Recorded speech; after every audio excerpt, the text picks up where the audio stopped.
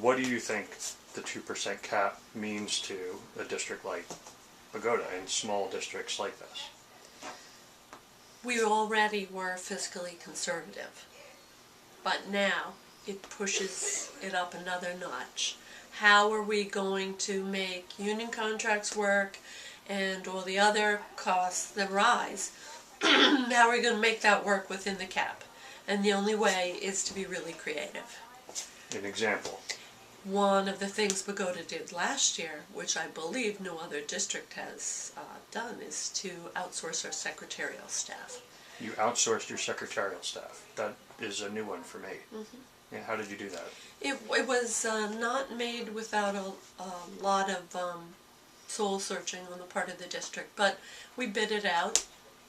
What kind of a company? We have a professional staff organization that bid on it, and it saved the district $150,000. We were able to focus on our core business, which is a business concept of education. So with the money we saved, we were able to bring back teachers that had been laid off. We had to eliminate the positions of media specialists in both elementary schools. We had eliminated gifted specialists in both elementary schools, and we had eliminated world language in both elementary schools. We were going to do those things in different ways.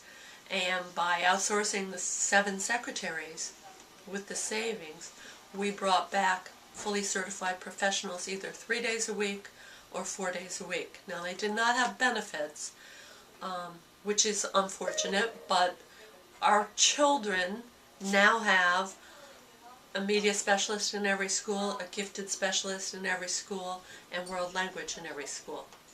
And as time goes on, we will have those savings not just the 1 year, but every year. Wow. So it's really a benefit. Now, I would recommend, in a perfect world, for a district or a municipality that was contemplating such a change, that they could do it very seamlessly through attrition. Mm-hmm. If they bid out the service and they have people retiring, they could manage the process pretty smoothly, because you would not lose all your institutional intelligence and knowledge. You would do it seamlessly with the positions that you would be rehiring anyway. So, if there was a thing that you could put on your wish list that would enable you to save more money, deliver for the kids, and not disrupt the universe, what are those things? Does anything pop into your head? I always look outside my core business. So I look outside education. I try to leave education functioning as well and as efficiently as it is in Bogota. We have great teachers, great staff, support staff, so I don't like to ever go there to cut. The places that I look are outside the core business. We joined the MRESC Energy Cooperative last year, and our savings for energy with the co-op were far exceeded my 15% that I was looking for. Mm-hmm. Somewhere in the neighborhood of 25%. So that was a non-core. I mean, gas needs to be on, electric needs to be on, but it doesn't add value to our education. So if I can save money there, that's a win-win. Another huge area is transportation costs. Mm-hmm. I have asked parents to transport their own children. That has saved the district $100,000 this year. It's a win-win for the parents. They're getting revenue for taking their child to school. One mom actually had been laid off, and that is now replacing her job. Hold on. They're getting revenue for transporting their kids. You're paying them to bring their kids to school. Yes. You got to explain that. Okay. Special ed transportation is one of our most out-of-control budget centers. Yeah. We're members of a jointure, which saves us some money, but when we have a special ed placement 3 to 5 miles away, that special run is bid. Many of our special runs only carry one child, mm-hmm. and they're $40,000 to $50,000 per child for that bus run. If I can get the parent to transport their own child, the law allows me to pay that parent up to $17,500. So what we did here in Bogota was we wanted to apply that ability for parent contracts fairly. So we calculate on MapQuest how far it is round trip to their child's school. We put the IRS rate in a calculation of the miles for the year. And the multiplier is the 183 days of school times the IRS mileage rate times the number of miles. We calculate for that family how much to reimburse them for the use of their car, and then we pay the parents $15 an hour back and forth for their time. That way we develop a formula for each family.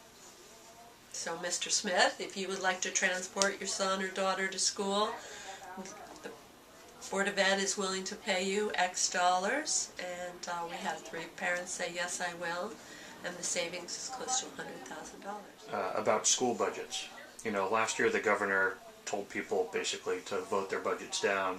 In Bergen County was one of the few counties where we had a lot of the budgets did not get voted down. Did the budget get voted down here? No, we passed in Bogota because I think people really respect the fact that we are looking out for the taxpayers.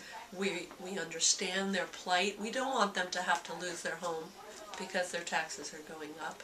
We're their partners, and they recognize that, and they voted for the budget. We could have taken waivers and exceeded the cap, but we did not do that, and that's what I really mean when we live within our means. Additionally, the people in Bogota care about education. It matters. Mm-hmm. It's part of what defines Bogota, and when we clearly articulate what we're doing, why we're doing it, how we're doing it, I think we get the voters on board. We went out to the seniors. They supported the budget. They're typically on a fixed income, and they can't afford big increases, but they knew we weren't going for big increases. We were trying to just keep things going the way they were. So that's what we're going to do again this year. I'm working on shaving money off of transportation costs, efficiencies in special education. Those are 2 of our profit centers that are they're out of control. Well, and we've outsourced our food service years ago. We outsourced also our custodial staff. Mm-hmm. Again, $350,000 annual savings. These are the things that start adding up. My concern is, however, that it's not a core business. We have outsourced everything we can outsource. Right. The secretarial idea was a new idea. Again, though, when you run out of things to outsource and you're left with your core business, education, you come to a point where you need staff, and you need to add staff, and you have to attract and retain the best and the brightest. You can't have pared it to the point where you can no longer do that. I do not think that consolidation and merger necessarily will help us, because you have the fundamental issue of the tax rate in one municipality not being the same as the next municipality. And I don't know how you rectify that error, but for us to share with our borough or another municipality makes great sense. In Bogota we share gas, we share any service that we can share with another municipality. We think also when you develop a business office that is really functioning efficiently and well, for instance, we could take over the payroll for the municipality. They have a small number. It would almost be like another school for us. Mm-hmm. It would not change our operations in any way, and we could take over that function pretty seamlessly. Right. I think for a municipality that had a big payroll department and a fairly small school, they could likewise take over the school. I think so that's an area of shared services that hasn't been explored. I don't think there are many schools and municipalities sharing, but accounting is pretty much accounting, payroll, pretty much payroll, So there are opportunities out there. I even can envision regional departments of education where the county manages every school's payroll. Mm-hmm. I could see that happening. Or technology is another place where you're starting to see some shared, IT staff, and why does the town need its own servers and infrastructure and IT guy if you're already delivering that? Exactly, and I have looked into that. That's actually a tough one. We have one technology person for our district, and that's probably one less than we What need. would your advice be to municipal officials who, faced with a defeated school budget, and probably a governor who is saying cut, cut, cut, and taxpayers who are suffering through unemployment, when they get that package from their school district, what would you want them to think about other than, is it $1 million or $5 million? What glasses should they put on when they look at that budget that you've handed them? I'm always worried about that eventuality because they get to give you a number. You get to decide where you're cutting, but they get to give you a number. If the number, for instance, let's just say Bogota's under cap and the budget goes down. If the pressure is on the local officials to cut more and the number is unreasonable, I worry that it will impact the core business, which is education. We're all under pressure through federal pressure, through No Child Left Behind, to meet certain adequate yearly progress benchmarks. But morally and ethically, we're under that pressure to deliver a high-quality education, regardless of funding, because it's what we do. So parents send their children to school, not just in Bogota, but anywhere, to become educated, to learn. And if the budget goes down and the cuts are too great, and it impacts that really seriously troubles me. But budgets will go down this year, and cuts will be made, and I think if all districts and municipalities focus on the non-core functions, that is the safest area to trim. I really think it's working as well as it can work. I think a small district like Bogota is the poster child of efficiency that we're looking for as the model.